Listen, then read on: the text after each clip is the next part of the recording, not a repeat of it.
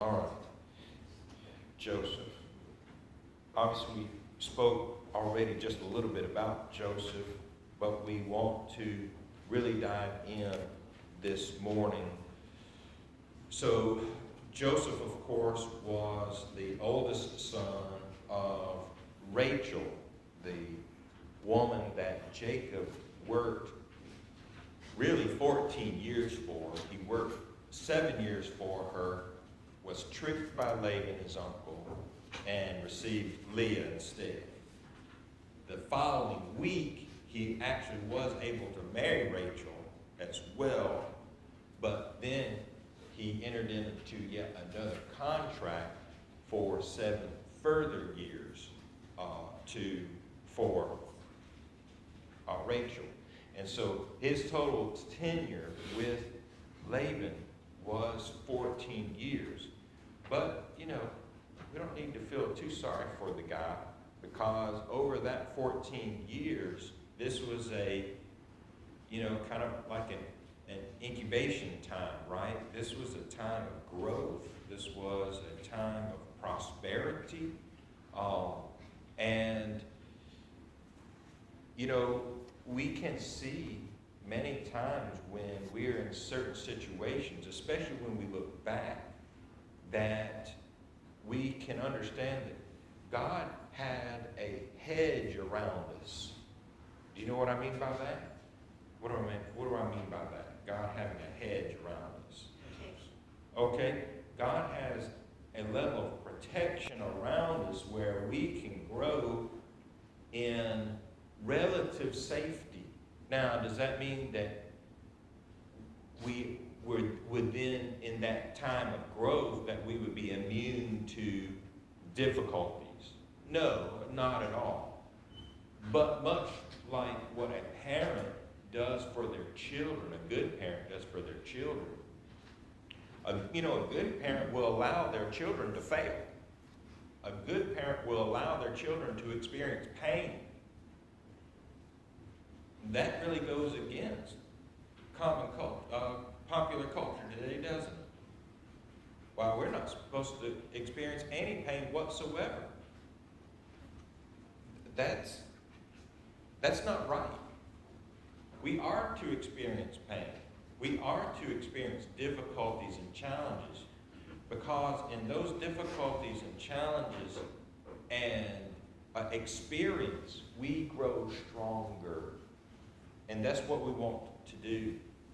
But we can, as good parents, we provide a situation where our children can experience pain, but yet not be ultimately defeated. That's what we want. We want to provide a situation where that pain actually results in growth. And so that's what God does for his children. And that's what he is doing for Jacob. He's going to do the same thing for Joseph. The exact same thing. He's going to build a hedge around him so that Joseph grows. Jacob grew. And yet, Jacob still had a problem, a big problem, and that is he played favorites. He played favorites with his wives. He loved Rachel more. And then because Joseph was the son of his favorite wife, Joseph became his favorite son. And as a result, then, he gave him blessings and showed favoritism there. And as a result, of course, his brothers hated him because of that situation. Genesis 37:4, when his brethren saw that their father loved him more than all his brethren, they hated him and could not speak peaceably unto him. So here's a situation where there's now a division between brethren. And Joseph, the brothers hated Joseph. Further than that, God used that. Notice what God does here in verse 5. And Joseph dreamed a dream. Now, who sent Joseph this dream? Was this a random dream? No, this was a miraculous dream. This was a miraculous dream. And Joseph dreamed a dream. God sent it to him. And he told his brethren. Now, did God tell the brethren? No, Joseph did that. See, God can give us things, but we decide what we're going to do with it. Joseph, on this occasion, and a couple others, decided that he's going to tell his brethren this dream. Oh, look at me. Look how great I am. God has shown me favor. He gave me a dream. And what was the result? Exactly what God knew it was going to be. They hated him more. You think you love somebody, you can love them more. You think you hate somebody, you can hate them more. They hated him yet the more. And he said, listen to my dream. Verse 6.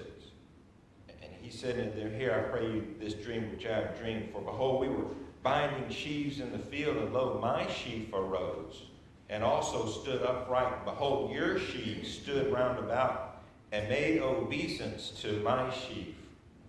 Well, they knew exactly what that meant right away, did they not? You know, some illustrations are so clear, they don't need an explanation. And isn't that why Joseph told them the dream? This is what I dreamed. Here's my sheaf that I went into the field and I cut down, and you all cut your sheaves down as well, as we're in the fields gathering grain, harvesting grain, and your bundles, we call it a bundle, your bundles bow down to my bundle. You see, now Joseph is adjusting his tie, you see. I wonder if it was he really wanted to do it. I wonder how he knew what was going to happen if he did. You know, they're going to like really not like what happened. Yeah, I don't know. Either way. But God knew what was going to happen. And in a sense, though, Joseph is just being a human being here. He knows that there is a strife, but he wants something over on his older brothers. And he says, listen to my dream. All of your bundles of wheat bow down to mine in my dream. And notice what the result was in verse 8. And his brethren said to him, shalt you indeed reign over us? Again, here's an illustration so powerful, they already knew what it meant. They knew that this dream meant that they were going to serve him, bow down to him. And are you really going to reign over us? Or shall you indeed have dominion over us? And they hated him yet the more for his dreams and for his words. And of course, he had a second dream, the sun, moon, the 11 stars, and they did the same situation, verse 11. And his brethren envied him, but his father observed the same. And so Jacob is taking notice about all of these things. When we hear about someone being successful in life, especially if it's a brother or sister in Christ, or maybe it's another congregation, do we get envious about that particular situation? Have we ever found ourselves in that situation? I have, I guess, in a sense, but then I know what it is, so I'm like, no, I'm not going to be envious about that. You can see that, you're like, no, I'm not going to go down that road. Because, throughout the summer on a good Sunday, how many have we had here? On a really good Sunday, how many? What's our biggest number? Do you know? 63. 63.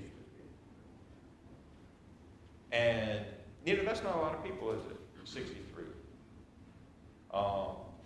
2017 or 18, we were at 125. Okay? Yeah, you probably didn't even remember that, did you?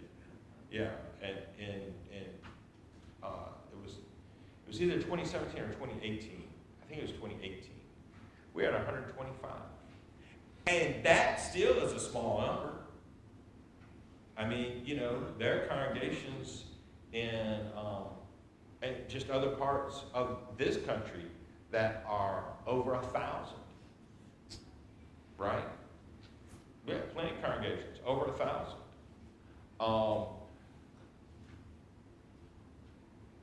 But we can't be envious about that because numbers don't matter.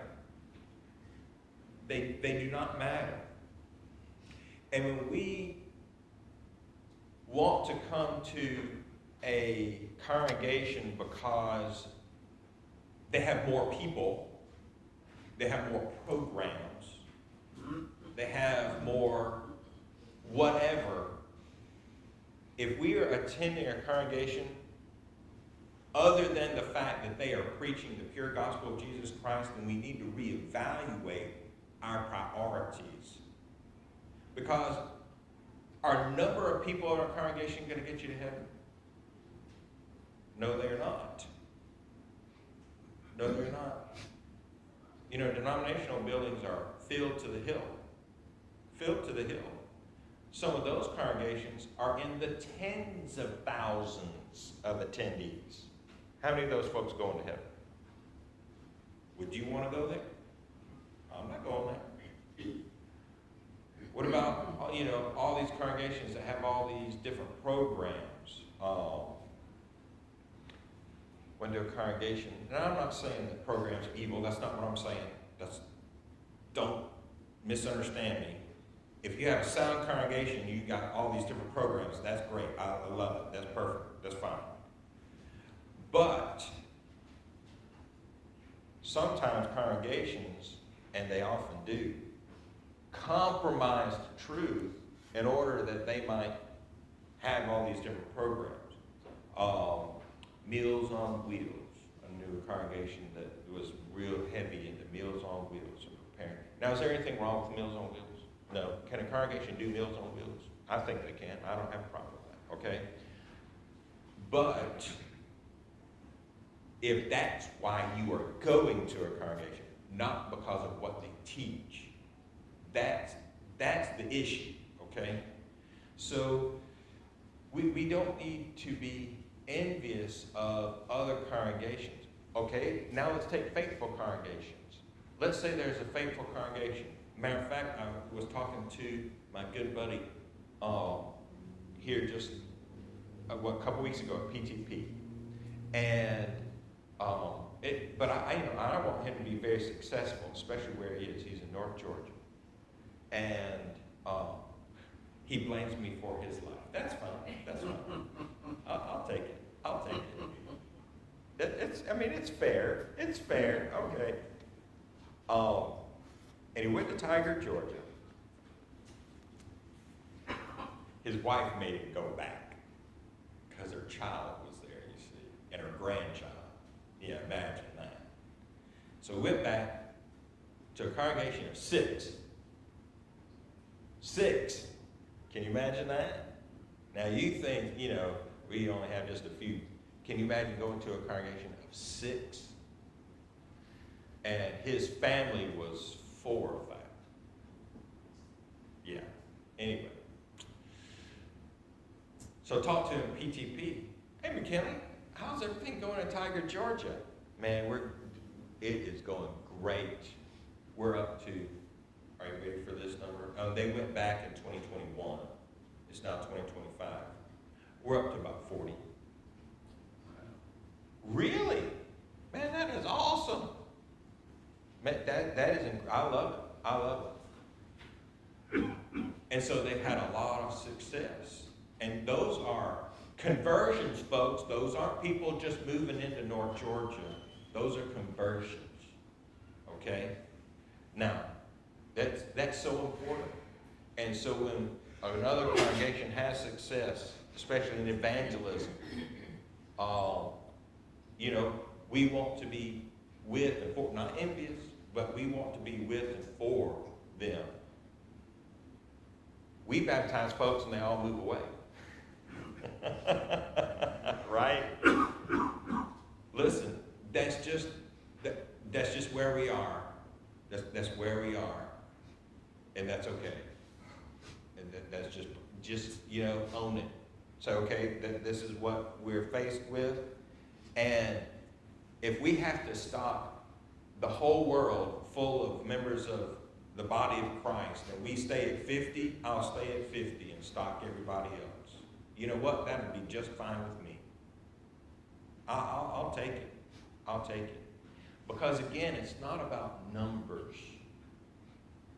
Are numbers nice? Yeah, numbers are nice. They are. I like numbers too. Would I love it if we were 300 or 350? Yeah, I would. That'd be nice. Those sound like good numbers. But with some of those numbers, there's also problems too.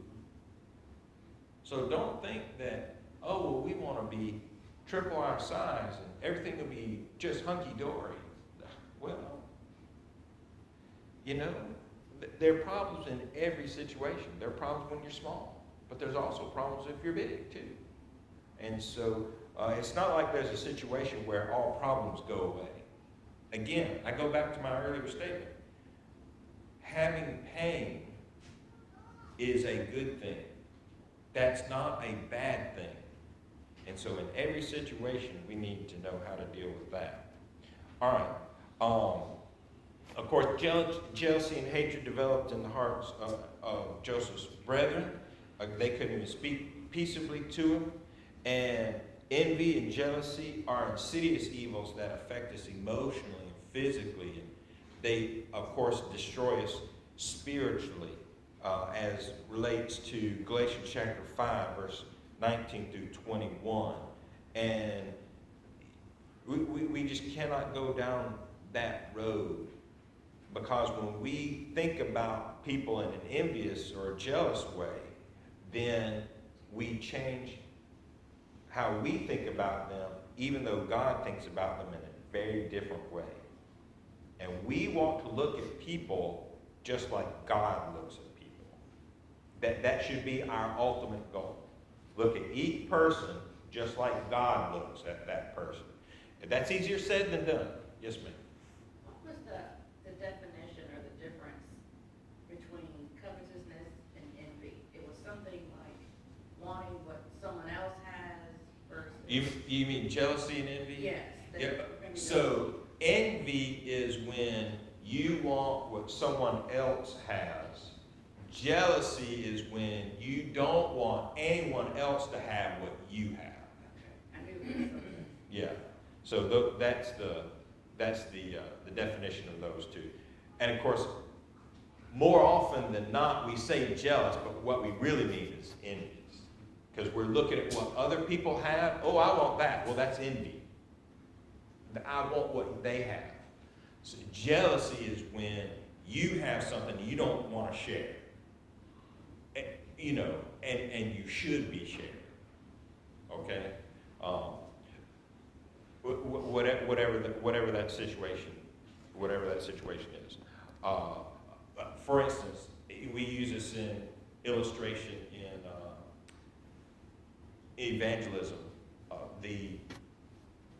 When God wiped out the Syrians and the Assyrians, I guess, in battle, and they had besieged Samaria, and when God wiped them out, these two lepers went into the camp, and they saw all this food, and of course they were eating and eating and eating, obviously, because they were all starving. And then they kind of came to their senses, and we got to share this with the city. And if they decided that they were just going to keep all of that to themselves, they would have been jealous of, and not sharing their knowledge of, hey, there's free food out here. So they did. They went back to the city and shared, hey, come out to the camp of the enemy. It's empty and there's a lot of food out here. And so as a result, they did that. And they trampled over their king in the process and killed him. So, fun times. Hopefully that helped some of the others. And that's actually a good question. Discuss how favoritism and preferential treatment by parents can affect children and promote sibling jealousy and resentment instead of love. I can neither confirm nor deny that I told Brent he was my favorite child yesterday. No, I didn't say favorite child. I said favorite son. I said favorite son. Yeah, favorite son. So he beat Kelly out in that regard. So yeah. No, it is okay to joke and things like that and have fun in those areas. But when it comes to true favoritism, we do not need to go there. Any thoughts about favoritism when it comes to either your children, your siblings? I always knew mom and dad loved Brent, my brother, more than me. I always knew that. You know? I used to call my brother the golden child. Yeah, see. But, he wasn't, but. There you go. And by the way, my parents did not love. They were actually very, very good about that. They really did. Luke, you're okay with Loud being loved more than you, right? It's fine. Okay, all right. See, that's the older brother. Same way with Cameron and Tyler, right? Cameron's the favorite son. It's something about being the oldest son. We just, I don't know what it is. I don't know what it is. Parents can't help themselves loving the younger son. That's just what we just got to man up, you know. It'll be all right. It'll be all right. Power to it. Of course, I'm teasing about that because, especially in you guys' situation, that definitely does not help. Let's look at a different situation though, and when it comes to situations where, for instance, when I was, I was 10 or 11. I was 11. We adopted my sister. That was 85. Yeah, so I was 11. And so my sister came to live with us, and several weeks after the adoption was finalized and everything like that. In that scenario, could it be possible, could that be kind of a favoritism danger situation? Could that be? That's a possibility. And so each child in the family has to feel from their parents that they are able to still have their parents' undivided attention. Or it's, things are equally distributed. Of course, what children don't realize, especially when it comes to discipline or when one child gets to do something and the other children in the family don't get to do something, but it's because that child has reached a particular milestone or a marker, especially age, right? As children grow, they're able to do more, take on more responsibilities, be more accountable. Take the boys over here. Luca and Tyler are old enough to drive. Right? Loud and Cameron, y'all are nothing. Well, they say, Karen and Loud say, well, it's not fair. It's not fair. My brother gets to drive, why can't I? Well, they haven't reached that marker yet, that milestone. And that's not favoritism, is it? And so sometimes you do have that situation where the younger sibling or siblings have to understand, okay, well, when I reach that milestone, that marker, then I also, if I've done what my older siblings have done, then I can reach that, do those things as well. So, there are certain things like that parents need to help their children out regarding that understanding of everybody's still treated the same here. It's just we're moving through life. And so they need to understand all of those things. So whether children come in by adoption or what, or, biologically, then parents need to make sure that they are treating all their children the same. Joseph dreamed those two dreams, as we already talked about. The envy and hatred in the heart of Joseph's brothers finally led them to plot to slay him. Fortunately, Reuben, Judah, instead of killing him, they sold him for 20 pieces of silver. Then they went about deceiving Dad, that we've already talked about there in verses 28 through 35.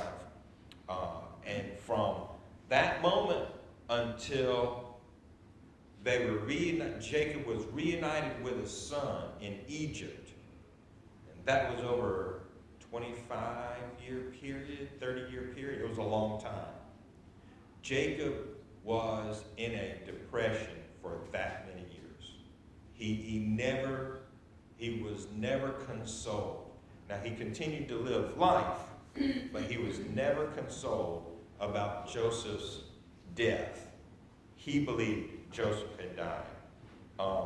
And there was nothing that the brethren could do to dissuade him. And, just saw recently the school up in Minnesota that was shot up and 2 children died, and one is still in critical condition but still might make it. So hopefully it will only still be 2 children, only 2.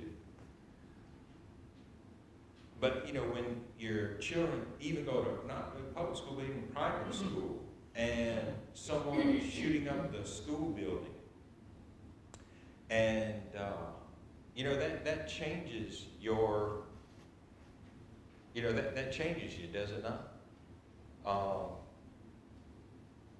Ever since, was it 1998 or 9, Columbine? Was that 98, 99? It was one of those two. Ever since Columbine, did y'all even hear about the Minnesota shooting? Did you hear about it? Yes? No? You didn't even know? Yeah. There was a couple of them, I think. Oh, was there a couple of them? See, I think one of them was at like a Catholic school or something. right, that's the one to which I'm referring. It's a Catholic school. They actually happen to be in Mass, basically a worship service, not in school, at the time. And, but, some of us might not have heard that because you know who the shooter was? It was a transgender individual. Also a former student.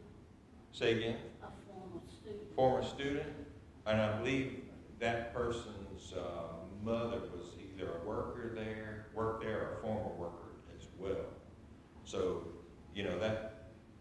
that young man was very familiar, of course, with that school. So, we could, as parents, we could kind of put ourselves in that, those parents' shoes, so to speak, but that's a very difficult thing. Is it a difficult, and maybe some of you couples have had this happen to you too. A miscarriage is also a very difficult thing as well. Fortunately, Jennifer and I did not have to experience that.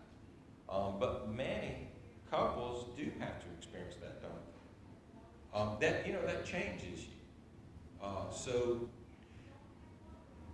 it's different. A miscarriage is going to be different than sending your 10-year-old to school and they don't make it back because they've been killed by somebody. That's a different situation. But you cannot just discount the other, can you? You that would be a mistake. To say that one's lesser than the other. They're different. One's not lesser or more. They're different. Yes. To comfort the parents of either case, and in fact, of a miscarriage, the person Absolutely. Oh, yeah. She will be in heaven. You know, I mean, that is the positive thing from that, is that these innocent children, if they're killed, whether it's in the womb, or of course in a miscarriage they're not killed, but in abortion they are killed. You know, those children, you're correct, they are innocent, and heaven is their eternal destination. Absolutely. But I have also heard, I can't believe people still say this, and it's heartless. It's just heartless. Oh, well, you can have another one. I don't even know how people come up with that as a form of comfort. You know, that's I don't even understand that. My brain literally cannot be wrapped around that situation. Oh, you can have another one. I can't have that one anymore. That one is gone. You cannot replace another human being. You know, you can replace a pet, folks. You can replace a pet. And we love our pets, okay? We love our pets. We really do. But you can replace a pet. You cannot replace another human being, whether they have been born into the world or not. And we need to really, really understand that. Any other thoughts or questions about that? Any thoughts or questions about that? Are we doing? Oh, we're doing pretty good. Okay. The Midianites sold Joseph to Egypt. Of course, the brethren sold Joseph to the Ishmaelites, and the Ishmaelites sold him to the Midianites, and the Midianites were on their way down. They went down to Egypt. The Midianites sold Joseph into Potiphar, who was one of the officers for, high-ranking individual for Pharaoh. And is that really also, now was that a miracle that Joseph was sold to Potiphar? Was that a miracle that Joseph was sold to Potiphar? Oh, there's our word. That's the word of the day, by the way. The word of the day is providence. You're going to hear that word again. You're going to hear that word again. You already knew that, though. I appreciate that. Providence, that's right. It was not a miracle that Joseph was sold to Potiphar, but it was providence. You see, again, now did Joseph know that? Did Joseph know? He had no idea. Because the mind of God is not our mind. Is God able to think and do things that we cannot think or do? Most of what God thinks and does is beyond us. Not a little bit, a lot of it. So he is able to work through nature things that we can't even begin to imagine. And so he's able to do those things. No, it was not a miracle that Joseph was sold into Potiphar, but it was providence. And so when we go to chapter 39, Genesis 39, beginning in verse 1, Joseph brought down to Egypt Potiphar, officer of Pharaoh, captain of the guard, an Egyptian. He bought him in the hands of the Ishmaelites, which brought him down there. The Lord was with Joseph. He was a prosperous man. He was in the house of his master, the Egyptian. And his master saw, that is Potiphar, saw that the Lord was with him. So Potiphar saw that the Lord was with Joseph, and that the Lord made all that he did to prosper in his hand. And Joseph found grace in his sight, and he served him. Now that's an interesting statement, is it not? Joseph found grace in his sight. Where do we read about that? In some other place. This person found grace in the eyes of the Lord. Who was that said about? What was mentioned several times Yeah, several. Who found grace in the eyes of the Lord? But that specifically. No. What did Noah find grace in the eyes of the Lord? Everybody else died, but who didn't? Why? Because Noah found grace. Isn't that in Genesis chapter 6, maybe around verse 8? Okay, I don't know. It's just Joseph, he too found grace. And he made him overseer of his house and all that he had put into his hand. So Potiphar recognized a talented young man and someone who prospered. That's not difficult to understand. When you meet someone, does it take you very long to kind of gauge if this person is intelligent or not? Does it take you very long to understand that or know that? No.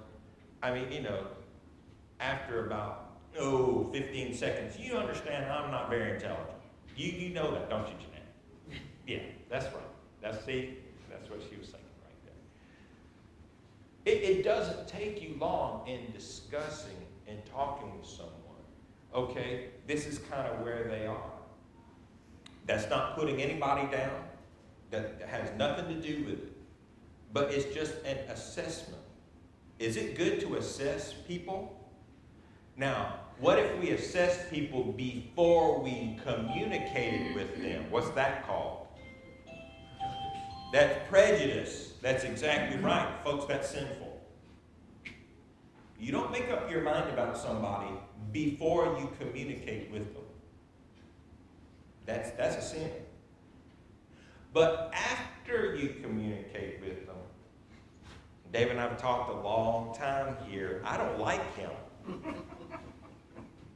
He knows why I don't like him. But that's not prejudice, is it? Because we've already communicated. Okay? Now, I might have some other issues to take care of. So we want to communicate with individuals, but it doesn't take very long to assess. Guess what? It didn't take Potiphar very long to understand this young man is different. When he goes about things, in a different way. And as a result, when he does things, he prospers. And someone else, Potiphar believes, that someone else is kind of behind this prospering as well. And so, as a result, Potiphar puts Joseph over all of his house. And everything that, when he comes home, he knows that Joseph has everything well in hand. He doesn't have to worry about it. There's only one situation that Potiphar didn't allow Joseph to have. And what was that? His wife. Because that's illegal, by the way. And that got him in a little bit of trouble. We'll talk about that next week. Do appreciate your kind attention this morning. Wonderful comments and questions as well. And we're going to take just a short break, and at the top of the hour, come back and worship.